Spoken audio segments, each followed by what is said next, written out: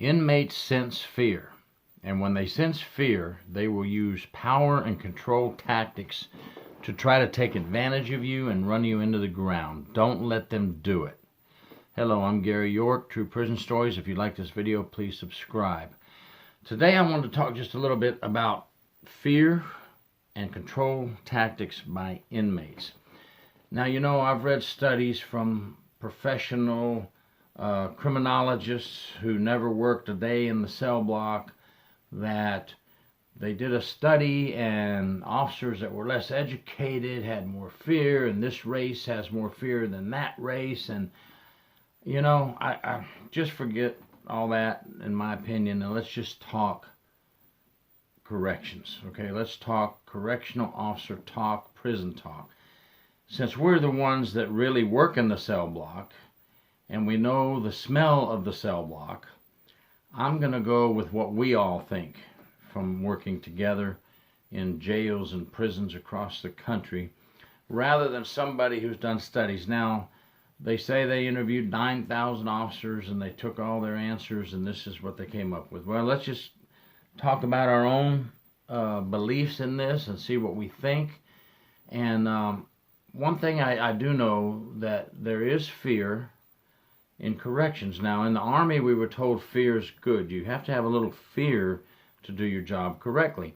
And I truly believe that there are correctional officers who have some fear. If you haven't had a time in your career where you didn't have a little fear, that would be kind of hard to believe, because it's a dangerous environment. And we're working with some hardcore criminals who work out every day, and our lives are placed in danger in many different times during our career. So, you know, if you're the tough guy or girl that's never been scared, and inmates don't scare me, that's, well, good for you and congratulations. But I think we've all crossed that, and especially brand new officers coming in, and you have to overcome that fear. Now, I know a lot of officers that have a lot of time in the jail and prison that are still scared of inmates, and we cannot allow the inmates to see the fear. They can see fear in your face. They can tell fear from the actions you take. So how do we overcome the fear? Well, if you can't overcome the fear from inside, don't let it show on the outside, and make the inmates follow the rules.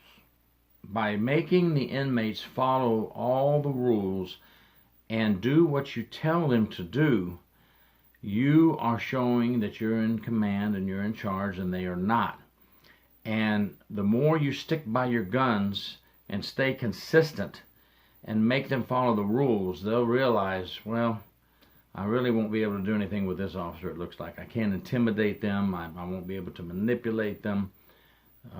This officer seems to me like they're scared, but I can't break the shell. So that's what it is. Put a force field around you. Hold your feelings inside. And don't let fear stop you from making them do what they have to do.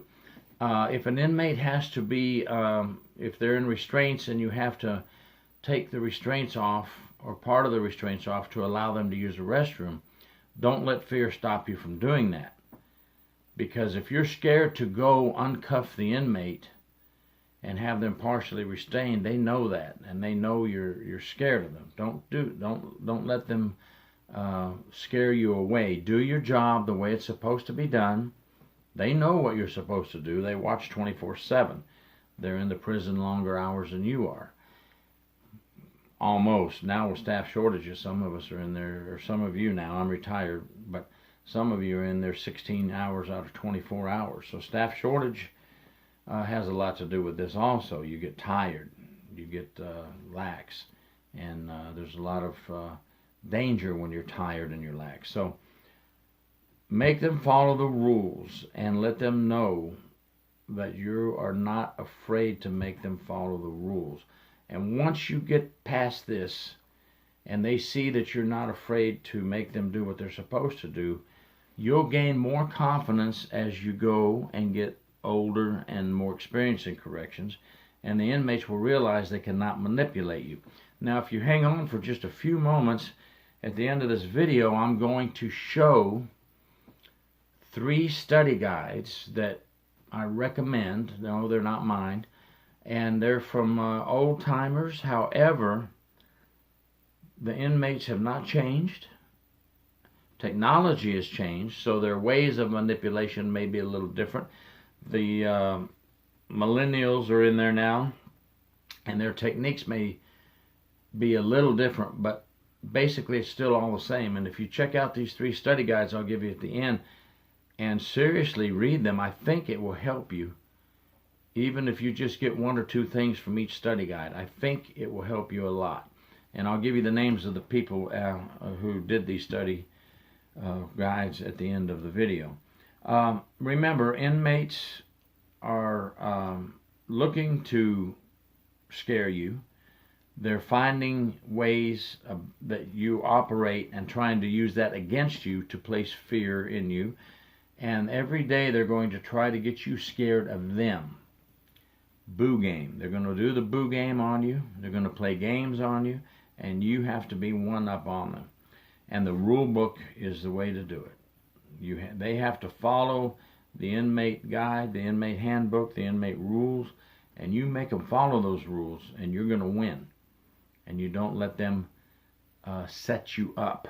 That's what their plan is. And do not let their comments worry you or weaken you by saying, hey, you weak-ass CO, you're scared of me, I'm going to kick your ass. Don't do it. Write them up immediately when they say that. Call for backup and put them in their place.